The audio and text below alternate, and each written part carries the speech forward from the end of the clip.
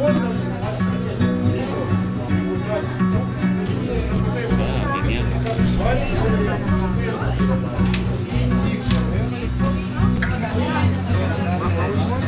believe very strongly that in order to have a free, democratic, viable, vibrant community, you have to have a good educational system.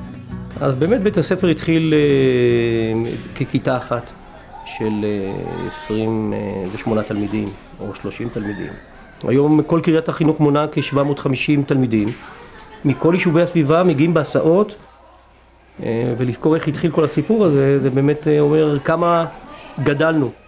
וזה באמת הכל בזכות משפחת אברט, שנותנת את כל כולה פה בבית הספר.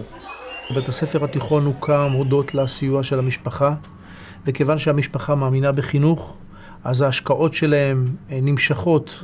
Henry and I became involved in education in Israel.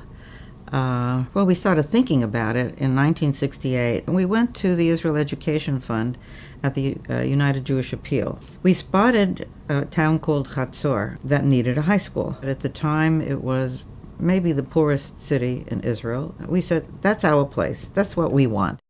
Chatzor is a city which confronts many challenges. It is the modern challenges of Israel. And the city itself is a poor city and needs a lot of help. The fact that a school of excellence is created in such a city makes a very substantial social change.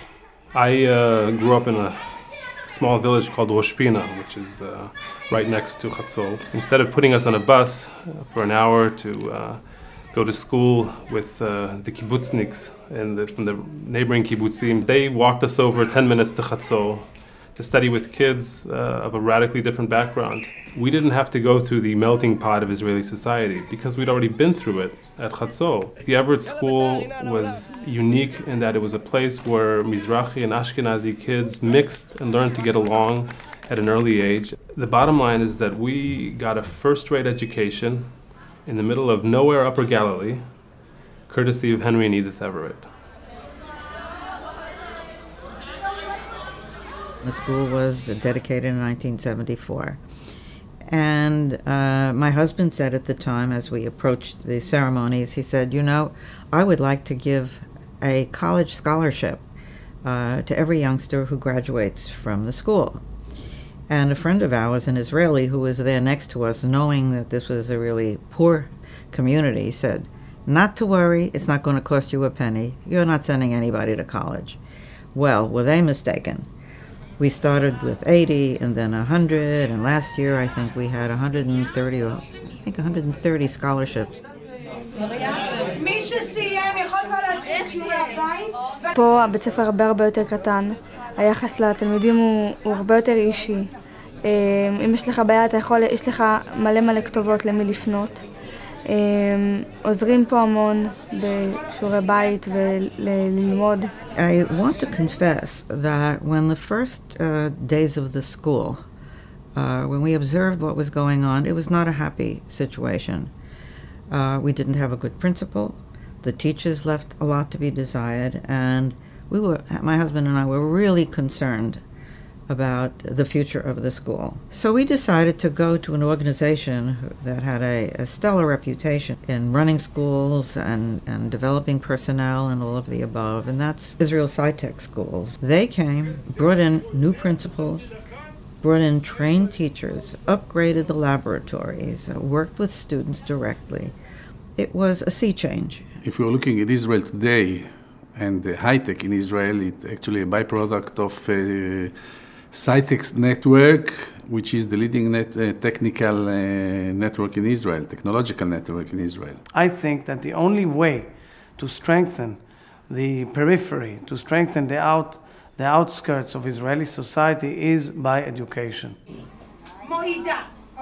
We were all raised with the notion that you have to give back, and wherever you are in your life, whatever your station, you can always do something. My son David and his sister Carolyn are very much part of this this way of looking at life. It's a must. One doesn't have a choice. We didn't have a choice. This is what we were prompted to do, and we just did it. So I don't think about why or when, we just did it. Mrs. Edith Everett and her late husband Henry showed the way to other philanthropists how Israel can be helped. My mom grew up in a home where charity and taking care of family and community was a very, very important thing. I have vivid memory of my grandfather, my mother's father, saying to me that a man never came to him with his hand out that he didn't put something in it. Giving is a great joy. When they say it's better to give than to receive, believe me, that's true. There are people who work as hard as we, who don't have the good fortune that we had. So it's not how smart you are or how hard you work. Those are important, but you have to have a little bit of luck. We are lucky that we're able to do the things that we can do, and especially that we were able to actually pay for this school. And it's a great joy. In Israel, we speak about the periphery.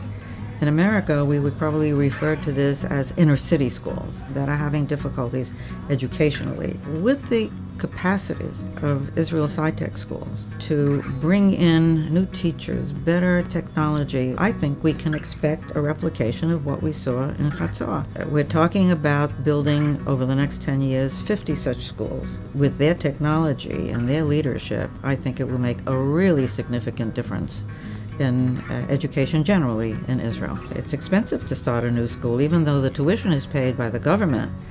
Upgrading laboratories, training teachers, finding the extra hours that are required to get a school really going is costly.